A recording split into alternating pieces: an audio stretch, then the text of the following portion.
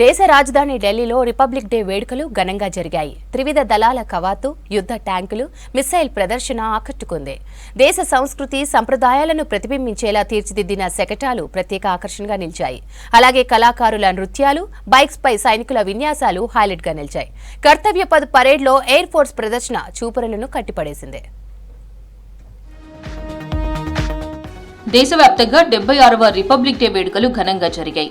ఢిల్లీ కర్తవ్య Path republic day పరేడ్లో పాల్గొన్నారు రాష్ట్రపతి ద్రౌపది ముర్ము. త్రివర్ణ పతాకం ఆవిష్కరించారు. సైనిక దళాల నుంచి గౌరవ వందనం స్వీకరించారు. ఆ తర్వాత రిపబ్లిక్ డే పరేడ్ను ప్రారంభించారు. ఈసారి గణతంత్ర వేడుకలకు ఇండోనేషియా ప్రెసిడెంట్ ప్రభోవో సుబియాంటో ముఖ్య అతిథిగా హాజరయ్యారు. ఉపరాష్ట్రపతి ధన్ఖడ్, ప్రధాని మోదీ, కేంద్ర మంత్రులు, త్రివిధ దళాల అధిపతులు పాల్గొన్నారు.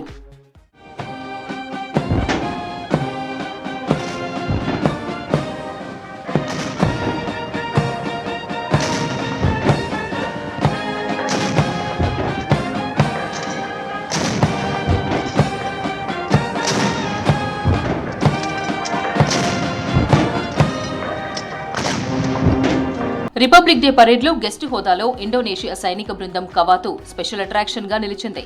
Indian navy, air force, Assam rifles సైనికుల కవాతు ఆకట్టుకుంది. అలాగే భీష్మ యుద్ధ ట్యాంకులు, బ్రహ్మోస్, ఆకాశ క్షిపణులు, పినపాక మల్టీ బ్యారెల్ రాకెట్ లాంచర్లతో పాటు ఆయుధ ప్రదర్శనతో సైన్యం సత్తా చాటింది. ఈ వేడుకల్లో త్రివిధ దళాలు సంయుక్తంగా సశక్తి ఔర్ సురక్షిత్ భారత్ థీమ్తో రూపొందించిన శకటం ప్రత్యేక ఆకర్షణగా నిలిచింది. वर्ष की थीम विकसित भारत की ओर सदैव अग्रसर के साथ संरेखित। झांकी में सामने की ओर नौसेना, सेना और वायुसेना के प्रतीक चिन्हों के साथ गौरवशाली पूर्व सैनिकों का बैज दिखाया गया है। स्वदेशी रूप से विकसित है। भगवान शिव के पौराणिक धनुष के नाम पर पिनाका अपार विनाशकारी शक्ति Akashe Shatru Jahi, which translates to defeat the enemy in the sky, highlighting its critical role in safeguarding India's airspace. Republic day కవాతులో 16 రాష్ట్రాలు, కేంద్రపాలిత ప్రాంతాల శకటాలు సందడి చేశాయి. స్వర్ణిం భారత్, విరాసత్ ఔర్ వికాస్ థీమ్తో శకటాలు రూపొందించారు. పలు శకటాలను మహిళా సాధికారత ప్రతిబింబించేలా తీర్చిదిద్దారు. ప్రపంచ ప్రఖ్యాతిగాంచిన ఏటికొప్పాక లక్కబొమ్మలను ప్రతిబింబించేలా రూపొందించిన ఏపీ శకటం ఆకట్టుకుంది. Depicting Etikopaka wooden toys and eternal heritage of Andhra Pradesh. A 400-year-old craft tradition celebrated for its eco-friendly, smooth, vibrant and toxin-free toys. Republic day వేడుకలు వికసిత్ భారత్, నారీ శక్తిని ప్రతిబింబించాయి. దేశ చరిత్రలో తొలిసారి 100 మంది మహిళలు శంఖం, నాదస్వరం వంటి సంప్రదాయ సంగీత వాయిద్యాలతో పాల్గొన్నారు. ఆర్మీ, నేవీ, ఎయిర్ ఫోర్స్తో పాటు పలు సాయుధ బృందాలకు మహిళా అధికారులు నాయకత్వం వహించారు. డిఆర్డీఓ కవాతు మహిళా శాస్త్రవేత్త సునీతా జనా నేతృత్వంలో జరిగింది. ఎయిర్ ఫోర్స్ ఫ్లై ఫాస్ట్ లో సుమారు 15 మంది మహిళా పైలట్ల బృందం ప్రతిభ చాటింది. परिचय अब बारी है Beam formation. Now gracing the skies is the awe-inspiring beam formation, leading this majestic display. కర్తవ్య పథ్లో జరిగిన గణతంత్ర వేడుకలకు దేశంలోని వివిధ ప్రాంతాల నుంచి 5,000 మంది కళాకారులు పాల్గొన్నారు. జయతి జయ మహాభారతం పాటకు వీరు చేసిన సాంస్కృతిక ప్రదర్శన ఆకట్టుకుంది. బైక్లపై సైనికుల డేర్ డెవిల్ విన్యాసాలు అబ్బురపరిచాయి. మోటార్ సైకిళ్లపై bullet salute, tank top, double జిమ్మీ, డెవిల్స్ డౌన్ విన్యాసాలతో ఔరా అనిపించారు సైనికులు. Devil formation. Leading the formation, Nayak Jayakumar, Nayak SP Mangu and Signalman Sanket making a world record of the longest assisted handstand on Kartavya Path for the very first time.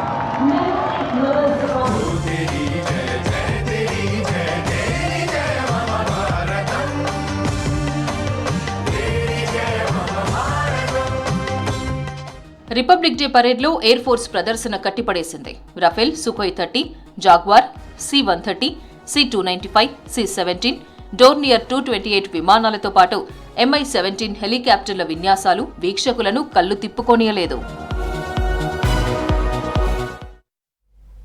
Congress మాటిస్తే నెరవేర్చుతుందన్నారు Revanth Reddy. 6 గ్యారంటీలను ఒక్కొక్కటిగా అమలు చేసుకుంటూ ముందుకెళ్తున్నామన్నారు. అసెంబ్లీకి రాని ప్రతిపక్ష నేతకు ఆ పదవి ఎందుకన్నారు. తన సోదరులపై దుష్ప్రచారాన్ని ఖండిస్తున్నానని అన్నారు రేవంత్. కేసీఆర్ కుటుంబంలా పదవులు పొంది రాష్ట్రాన్ని లూటీ చేసే ఆలోచన తమకు లేదన్నారు. ఇటు రాష్ట్రాల హక్కులను కేంద్రం కాలరాస్తోందన్న రేవంత్ యూజీసీపై ఉద్యమిస్తామన్నారు.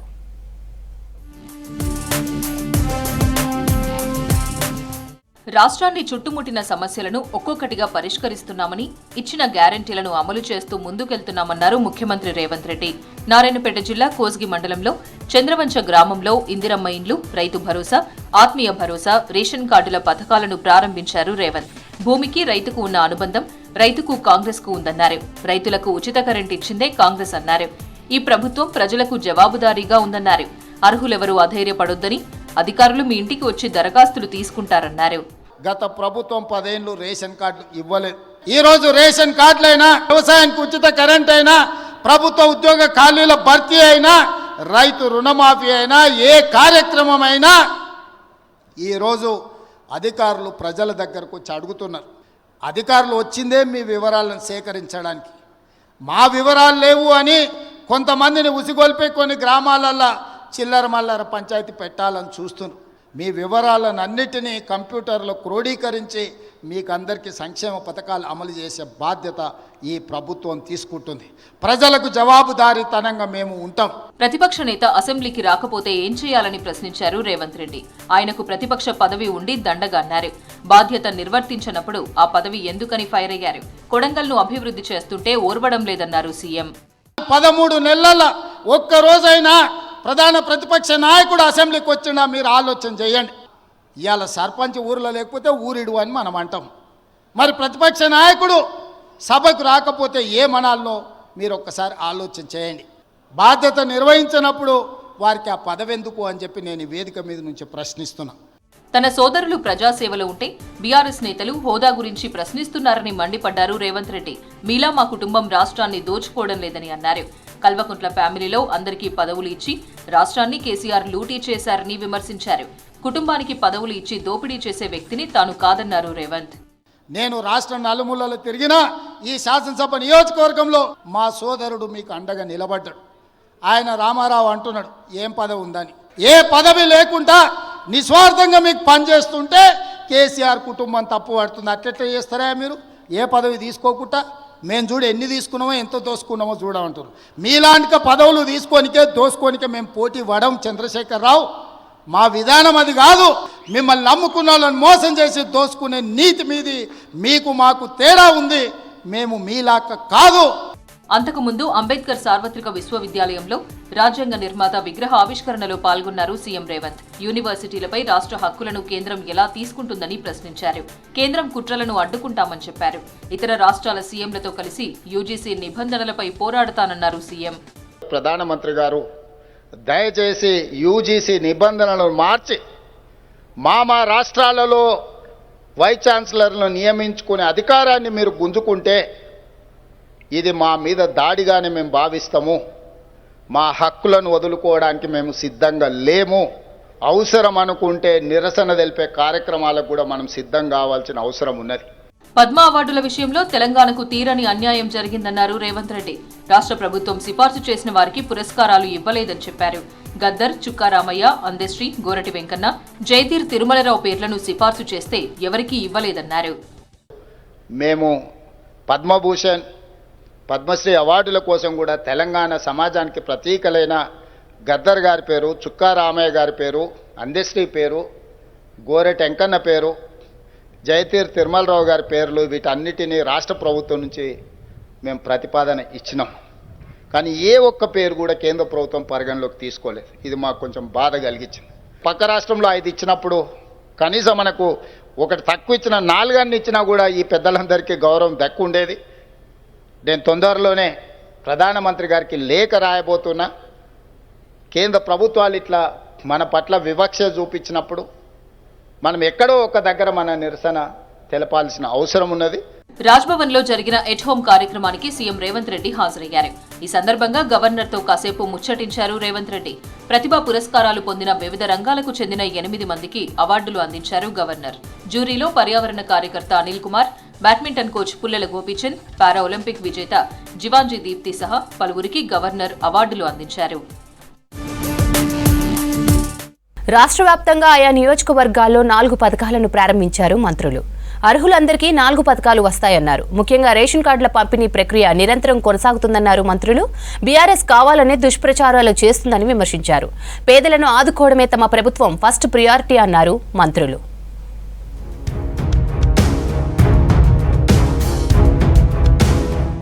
ఖమ్మం జిల్లా కొణిజర్ల మండలం చిన్న గోపతి గ్రామంలో 4 పథకాలను ప్రారంభించారు డిప్యూటీ సీఎం భట్టి విక్రమార్క. 4 పథకాలే అని చిన్న చూపు చూస్తున్నారని, 4 పథకాల అమలుకు ఏడాదికి 47,000 కోట్లు ఖర్చవుతుందన్నారు భట్టి. ఇచ్చిన మాట నిలబెట్టుకుంటున్నామన్నారు. గత పాలకులది దోపిడీ ప్రభుత్వమని విమర్శించారు. బీఆర్ఎస్ బీజేపీ జతకట్టి రాష్ట్రంలో రాజకీయాలు చేస్తున్నాయన్నారు. 10 ఏండ్లు రేషన్ కార్డులు ఇవ్వని చేతకాని ప్రభుత్వం బీఆర్ఎస్ దన్నారు. పేదల సంక్షేమం కోసమే తమ ప్రభుత్వం పనిచేస్తుందని అన్నారు డిప్యూటీ సీఎం. ఇందిరమ్మ రాజ్యం ప్రజల కోసమే పనిచేస్తుంది. ఆదాయాన్ని సంపదని సృష్టిస్తాం, ప్రతి పైసా ప్రజలకే పంచుతాం. వాళ్ల కోసమే రాష్ట్రాన్ని తెచ్చుకున్నది కూడా వాళ్ల కోసమే ఈ సంపదని ఖర్చు పెడతామని చెప్పాం. అందులో భాగంగానే ఈ రోజు రాష్ట్ర వ్యాప్తంగా ప్రతి మండలంలో ఈ కార్యక్రమాన్ని మొదలుపెట్టి ముందుకు పోతున్నాం. దేశంలో ఎక్కడా లేని పథకాలు తెలంగాణలో అమలవుతున్నాయన్నారు సివిల్ సప్లై శాఖ మంత్రి ఉత్తమ్ కుమార్ రెడ్డి. భువనగిరి జిల్లా వలిగొండ మండలం నాతల్లగూడెంలో 4 సంక్షేమ పథకాలను ఉత్తమ్ ప్రారంభించారు. గత ప్రభుత్వం సంక్షేమాన్ని పట్టించుకోలేదన్నారు. రేషన్ కార్డుల పంపిణీ పూర్తి కాగానే సన్నబియ్యం అందిస్తామన్నారు ఉత్తమ్. స్వతంత్ర భారతదేశంలో ఈ స్థాయిలో ఒకేసారి సంక్షేమ పథకాలు లాంచ్ చేయడం, అర్హత ఉండే ప్రతి వ్యక్తికి, ప్రతి రైతు కూలికి చేరే విధంగా చేయడం ఇదే మొదటిసారి అని చెప్పి నేను మీకు మనం చేయాలి. ప్రజల్లో అద్భుతమైన స్పందన ఉన్నది. ప్రతిపక్షాలకి, అపోజిషన్ పార్టీస్ కి ఏమనాలో లేక అర్ధరహితమైన ఆరోపణలు చేస్తున్నారు. వాళ్ళు చెప్పే వాటిలో ఏమీ వాస్తవం లేదు, పసలేదు. బీఆర్ఎస్ సర్కార్ 7 లక్షల కోట్లు అప్పు చేసినా భయపడకుండా ఎన్నికల్లో ఇచ్చిన హామీలను అమలు చేస్తున్నామన్నారు మంత్రి పొంగులేటి శ్రీనివాసరెడ్డి. హనుమకొండ జిల్లా హసన్పర్తి మండలం పెంబర్తిలో మంత్రి కొండా సురేఖతో కలిసి పథకాలను ప్రారంభించారు పొంగులేటి. ఇందిరమ్మ పాలన అంటే సంక్షేమం అన్నారు. రాష్ట్ర ప్రజలందరికీ ఈ వేదిక మీద నుంచి ఒకటే చెప్తున్నాను, ఎవరు మీరు అభద్రతకు లోనవ్వాల్సిన అవసరం లేదు. నాకు ఈ స్కీము రాలేదు అని భయపడాల్సిన అవసరం లేదు. ఇది నిరంతరము ఇచ్చే కార్యక్రమము.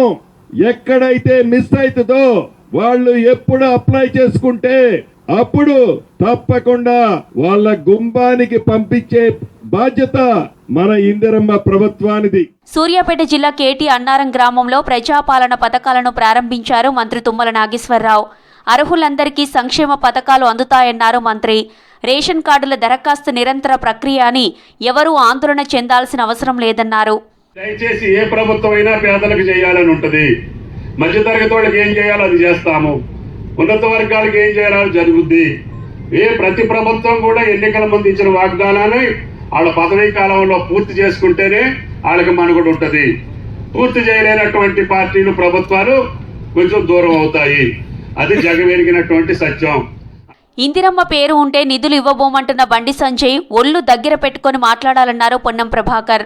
బడ్జెట్లో రాష్ట్రానికి అన్యాయం జరిగితే రాష్ట్ర బీజేపీ నేతలు ఎందుకు మాట్లాడలేదన్నారు. కేంద్రం నుంచి రాష్ట్రాలకు వచ్చే నిధులను అడగడం తమ హక్కు అన్నారు పొన్నం. ఇంత గొప్ప కార్యక్రమాలు జరుగుతూ ఉంటుంటే ఎవరింట్లోకి జేబులకే పైసలు తెచ్చిస్తున్నాం అన్నట్టుగా ఇందిరమ్మ పేరుంటే ఇళ్లకు డబ్బులు ఇవ్వమంటా ఉన్నారు. కొంతమంది సొంత జేబుల్లోకే ఇచ్చినట్టుగా. అన్ని దగ్గర పెట్టుకొని మాట్లాడండి. ఆనాడు మీ నాయకుడు అటల్ బిహారీ వాజ్పేయి తోటి దుర్గా మాతగా పోల్చబడ్డటువంటి ఇందిరమ్మ గురించి మాట్లాడుతున్నారే. ఇలా మీకు బాధ్యత ఉంటే ఈ తెలంగాణ నుంచి ప్రాతినిధ్యం వహిస్తున్న మంత్రులు ప్రభుత్వాన్ని నిలదీసి అన్ని రకాల ప్రాజెక్టులకు నిధులు ఇవ్వాల్సిన బాధ్యత మీకుంది. అర్హత కలిగిన ప్రతి పేదవారికి ప్రభుత్వ పథకాలు ఇస్తామన్నారు మంత్రి జూపల్లి కృష్ణారావు. నాగర్ కర్నూలు జిల్లా కోడేరు మండలం పసుపూల గ్రామంలో ప్రభుత్వ సంక్షేమ పథకాలను ప్రారంభించారు మంత్రి. అధికారులతో కలిసి ఇంటింటికి తిరుగుతూ లబ్ధిదారుల జాబితాను పరిశీలించారు జూపల్లి. కొంతమంది పేర్లు జాబితాలో లేకపోవడంతో వారికి ధైర్యం చెబుతూ ప్రభుత్వ పథకాలు అందేలా చూస్తామని హామీ ఇచ్చారు. ఇందిరమ్మ ఇల్లు 5 లక్షల రూపాయలు ఇస్తామని చెప్పడం జరిగింది. ఈ 5 లక్షల రూపాయలు ఇల్లే ఇవాళ ఈ గ్రామంలో మీకు మంజూరు చేయడం ఏర్పాటు చేస్తాము. అదైతే చూస్తాం. రెండవది ఇంకొకటి ఇందిరమ్మ ఆత్మీయ భరోసా అంటే ఉన్న వాళ్ళకేమో గత ప్రభుత్వం సంవత్సరానికి 10,000 రూపాయలు అంటే పంటకు 5,000 ఇస్తుంది, సంవత్సరం 10,000 వస్తుంది. ఇప్పుడు దాన్ని పెంచి 12,000 రూపాయలు చేస్తా ఉన్నాం. అట్లాగే భూమి లేని కూలీలో కూడా సంవత్సరానికి 12,000 రూపాయలు ఏర్పాటు చేస్తాను. కాంగ్రెస్ పార్టీ ఇచ్చిన మాట నిలబెట్టుకుంటుందన్నారు మంత్రి కొండా సురేఖ. వరంగల్ జిల్లా వర్ధన్నపేటలోని వెంకటేశ్వరపల్లిలో పర్యటించిన మంత్రి 4 పథకాలు ప్రారంభించారు. ప్రతిపక్షాలు చేసే మోసపూరిత మాటలను నమ్మొద్దన్నారు కొండా సురేఖ. కేసీఆర్ 100 మాటలు చెప్పిండు, ఒక్క ఇల్లు కూడా ఇవ్వలేదు. మళ్ళీ ఈ రోజు మనం ఇస్తా ఉంటే మళ్ళీ వాళ్ళు విమర్శలు చేస్తా ఉన్నారు. మరి 10 సంవత్సరాలు వాళ్ళు చేయలేని పని 13 నెలల్లో కాంగ్రెస్ పార్టీ చేస్తా ఉన్నప్పుడు వాళ్లకు కనీసం ఒప్పుకోవడం చేత కాకపోయినా కానీ నోరు మూసుకొనైనా ఉండాలి. అంతేగాని ప్రజలను తప్పుదారి పట్టించేటువంటి ప్రచారం మాత్రం చేస్తే అస్సలు బాగుండదని చెప్పి వేదిక నుంచి నేను విజ్ఞప్తి చేస్తా ఉన్నా. జనగామ జిల్లాలో మంత్రి పొంగులేటి పర్యటనలో ఉద్రిక్తత చోటు చేసుకుంది. మంత్రి సభలో 2 వర్గాల మధ్య ఘర్షణ తలెత్తింది. దీంతో పోలీసులు లాఠీచార్జ్ చేశారు. సభ ముందు వేసిన కుర్చీలు విరిగిపోయాయి. పల్లా రాజేశ్వరరెడ్డి సభకు వచ్చే ముందు బీఆర్ఎస్ కార్యకర్తలు నినాదాలు చేశారు. జై పల్లా స్లోగన్స్ ఇవ్వడంతో పోటీగా కాంగ్రెస్ కార్యకర్తలు స్లోగన్స్ ఇచ్చారు.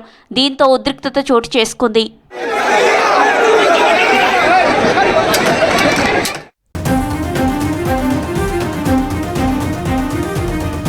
రైట్ బ్రేకింగ్ చూస్తున్నాం. హైదరాబాద్ నెక్లెస్ రోడ్లోని పీపుల్స్ ప్లాజా గ్రౌండ్స్ లో అగ్ని ప్రమాదం జరిగింది. భారతమాత ఫౌండేషన్ ఆధ్వర్యంలో నిర్వహిస్తున్న భారతమాత మహాహారతి కార్యక్రమంలో అపశృతి చోటు చేసుకుంది. హుసేన్ సాగర్ లో 2 బోట్లు ఏర్పాటు చేసిన బాణాసంచా ప్రమాదవశాత్తు ఒక్కసారిగా పేలింది. దీంతో మంటలు వ్యాపించి పెద్ద ఎత్తున ఎగిసిపడ్డాయి. హైదరాబాద్ నెక్లెస్ రోడ్లోని పీపుల్స్ ప్లాజా గ్రౌండ్స్ లో అగ్ని ప్రమాదం జరిగింది. భారతమాత ఫౌండేషన్ ఆధ్వర్యంలో నిర్వహిస్తున్న భారతమాత మహాహారతి కార్యక్రమంలో అపశృతి చోటు చేసుకుంది. హుసేన్ సాగర్ లో 2 బోట్లలో ఏర్పాటు చేసిన బాణాసంచా ప్రమాదవశాత్తు ఒక్కసారిగా పేలింది. దీంతో మంటలు వ్యాపించి పెద్ద ఎత్తున ఎగిసిపడ్డాయి. హైదరాబాద్ నెక్లెస్ రోడ్లోని పీపుల్స్ ప్లాజా గ్రౌండ్స్ లో అగ్ని ప్రమాదం జరిగింది. భారతమాత ఫౌండేషన్ ఆధ్వర్యంలో నిర్వహిస్తున్న భారతమాత మహాహారతి కార్యక్రమంలో అపశృతి చోటు చేసుకుంది. హుసేన్ సాగర్ లో 2 బోట్లలో ఏర్పాటు చేసిన బాణాసంచా ప్రమాదవశాత్తు ఒక్కసారిగా పేలింది. దీంతో మంటలు వ్యాపించి పెద్ద ఎత్తున ఎగిసిపడ్డాయి.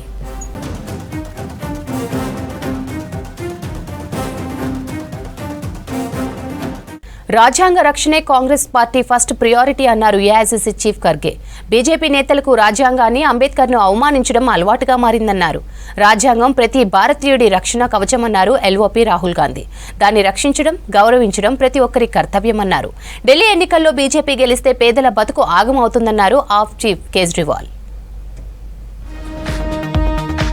భారత రాజ్యాంగ రక్షణే కాంగ్రెస్ ప్రథమ కర్తవ్యమన్నారు ఏఐసీసీ చీఫ్ మల్లికార్జున ఖర్గే. బెంగళూరులో గణతంత్ర వేడుకల్లో పాల్గొని జాతీయ జెండాను ఎగురవేశారు. భారత్ స్వాతంత్ర్యం సాధించడంలో, సొంతంగా పరిపాలనా వ్యవస్థ ఏర్పాటు చేసుకోవడంలో కాంగ్రెస్ కృషి ఎనలేనిదన్నారు. దేశంలోని ఏం చేయని బీజేపీ నేతలు రాజ్యాంగాన్ని పదే పదే అవమానిస్తున్నారని ఆందోళన వ్యక్తం చేశారు. రాజ్యాంగం, దాని సృష్టికర్తలను విమర్శించిన కేంద్ర హోంమంత్రి అమిత్ షా ప్రజలకు క్షమాపణ చెప్పాలని డిమాండ్ చేశారు. ప్రధాని మోదీ పాలనలో ఈసీ, ఈడీ, సిబిఐ సహా అనేక సంస్థల్లో రాజకీయ జోక్యం పెరిగిందన్నారు ఖర్గే.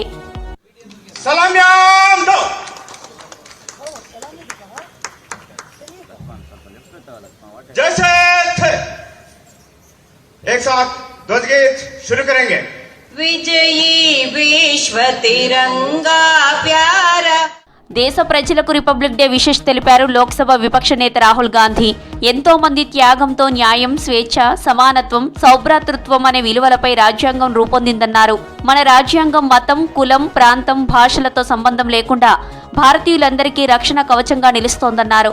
దానిని రక్షించడం, గౌరవించడం ప్రతి ఒక్కరి కర్తవ్యమన్నారు. ఈ మేరకు ఎక్స్లో పోస్ట్ చేశారు రాహుల్.